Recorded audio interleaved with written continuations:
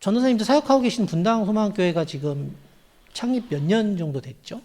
21년 21년. 그 정도 됐습니다. 네. 그러면 이제 혹시 이제 이 유튜브 내용을 보시는 그쯤 되는 교회에 사역하신 전도사님들, 처음 가시는 분들은 또 이제 비교하시는 부분이 있을 것 같기는 해요. 네. 자, 그러면은 요번에는 이제 조금 뭐라 그럴까요? 목회적인 관점에서 전도사님들의 생각을 조금 여쭤보고 싶은 부분이 있어요. 뭐냐면 이 교사 선생님들하고 관계에서 가장 중요하게 생각돼야 될 가치가 무엇이냐. 아까 공민준 선생님 살짝 얘기해 주신 것 같아요. 이렇게 소통과 신뢰, 뭐 이렇게 얘기해 주셨던 것 같은데, 뭐 그런 가치들, 내가 생각하는 교사와의 관계에서 가장 중요하게 생각하는 가치가 있다면 어떤 건지. 강태준 선생님은 저도 어떤 건지 소통하고요. 네. 같은 비전을 품는 거.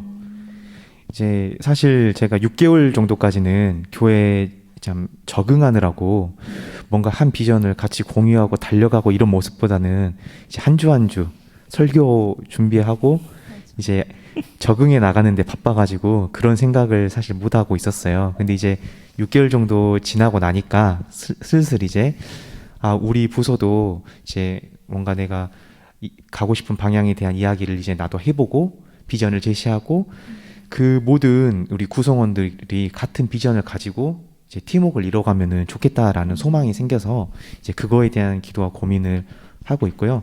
소통은 아무래도 제가 용기를 더 내야 되는 부분인 것 같아요.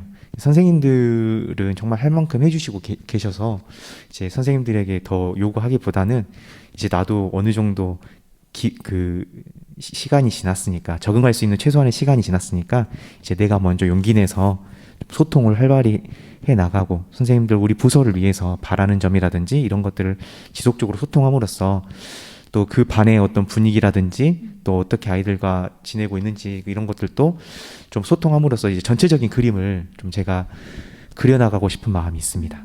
네. 그러니까 좀 큰 그림을 보는 관점에서의 사역을 지금 이렇게 계획하고 계신 거네요. 네, 그걸 맞습니다. 또 이제 실제 현장에 조금씩 적용해 가고 계시는 거고. 네. 네. 그게 이제 중요한 것 같아요. 어떤 교회는 제가 처음에 갈 때 담임 목사님이 이렇게 교육 전도사도 3년 정도는 있어줘야죠. 뭐 이렇게 아예 말씀하시는 분도 있고, 뭐 어떤 교회는 문화가 그냥 1, 2년 되면 바로 나가야 되는 뭐 이런 문화도 있고 그러니까 그거는 이제 좀 다르지만 목회자로서 이렇게 장기적인 그림과 좀 가까운 근시안적인 부분에서의 그런 그림을 그리는 그런 자세는 굉장히 어떤 목회자도 같이 고민해야 되는 부분이지 않을까 이런 생각이 들어요. 전도사님 아까 이제 저기 소통하고 신뢰라고 얘기해 주셨는데 혹시 네. 또 뭐 다른 부분 더 있으실까요?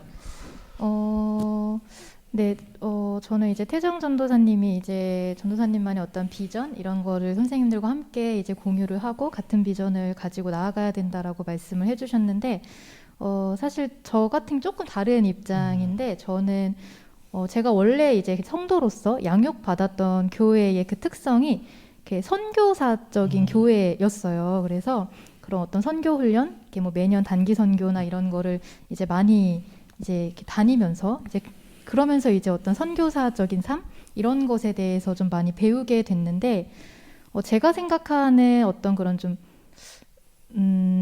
이런 교육 전도사들의 모습이랄까, 이들의 모습이 선교사님, 그러니까는 그 단기 선교를 나가는 마음으로 그 교회에 가야 되지 않을까라는 생각을 언뜻 한번 해보게 되었습니다.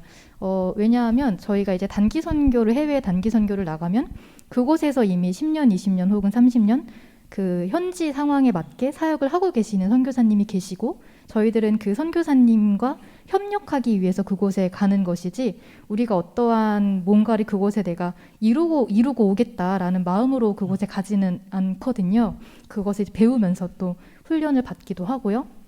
그러면 이제 교육전도사도 사실은 물론 그 교회에 가서 오래 있으면 너무 좋겠지만 또 말씀해 주신 대로 뭐 3년 혹은 1, 2년 안에 이렇게 계속 교체가 되는 그런 시스템이다 보니까 그곳의 분위기를 내가 어떻게 해보고 내가 거기서 뭔가를 이루고 나와야 되겠다라는 생각보다는 그 교회가 지난 시간들 동안 어떻게 교회 공동체를 이루어 왔는지, 특히 저희 교회 같은 경우는 21년이 됐기 때문에 20년의 시간 동안 이 교회 분위기가 어떻게, 그리고 그 담임 목사님의 목회 철학이 어떻게 형성되어 왔는지를 빠르게 파악하고, 교육 전도사인 저는 단기 선교를 온 사람의 마음으로서 정말 그럼 내가 이곳에서 어떻게 협력할 수 있는가에 대해서 좀 고민을 많이 했던 것 같아요. 그래서 선생님들에게도 뭔가 저의 비전을, 제가 하고 싶은 사역, 어떤 그런 거를 제시하기 이전에 선생님들이 그동안 어떻게 이 소년부 공동체를 섬겨 오셨는지를 먼저 빠르게 파악을 하고,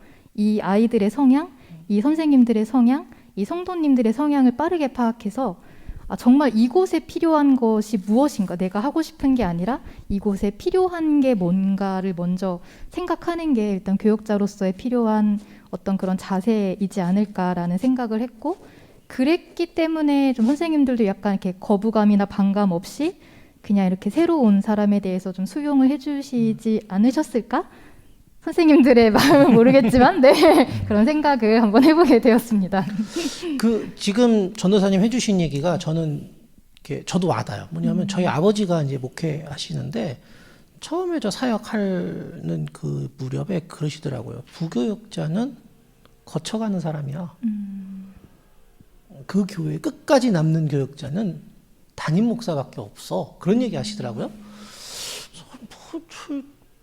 뭐 저런 얘기를 저렇게 슬프게 얘기하시나. 난 노력하고 나도 그러는 데인데, 제가 뭐 저도 이제 현실의 벽에 부딪히고 뭐 그러다가 보니까 그 얘기가 와닿더라고요. 그러니까 가서 막 가끔 그런 분들 있어요. 뭐 교사들하고 막 싸우시고 그런 거 보면은 본인의 열정이 있는 거예요. 그러니까 그분이 막 성격이 모나서 그렇다기보단 그분이 목회 열정이 있는 분인데, 그러니까 그 목회 열정은 나중에 담임 목사가 돼서 단독 목회에 가서 해도 늦지 않고, 지금 부교육자의 삶은 여러 가지 교회들을 경험해 보는 거죠. 그러니까 우리가 평생 목회해야 될 마지막 종착지에 가기 위해서 그 종착지까지 다양한 경험을 단시간 내에 빨리 해봐야 되는 그런 것 같아요. 지금 이제 그런 시기잖아요. 그러니까 전도사님이 얘기해 주셨던, 저도 그걸 어떻게 설명해야 되나 했는데 오늘 저도 답을 듣네요. 단기 선교를 가는 마음으로. 네, 단기 선교 가면 그렇잖아요. 그 선교사님이 데리고 가시는 선교지에 그냥 쭉 따라가고 맞아요. 가서 공연하고 같이 밥 먹고 네. 게임하고. 그게 내가 이걸 하는 게 뭐 의미가 있어? 하지만 그럼에도 불구하고 그런 것들이 계속 이루어진다는 거는 그게 의미가 있는 사역이기 때문에 그게 계속 된다는 생각이 들더라고요. 그러니까 교회도 마찬가지죠. 전도사님들이 뭐 이렇게 짧게는 1, 2년, 길게는 뭐 3, 4년에 이렇게 한 번씩 바뀌지만, 그렇게 바뀌면서도 선생님들은 그래 이분은 또 이렇게 하시네, 뭐 그래 뭐 다 노하우들이 있는 상태에서 그럼에도 불구하고 그렇게 계속 돌아가고 운영이 되고 가는 이유는 그런 거지 않을까? 의미가 있으니까, 그런 거조차도 의미가 있으니까 뭐 그렇지 않을까 생각이 들었어요. 네. 자, 그러면은 5번째는 좀 이제 바라는 부분에서.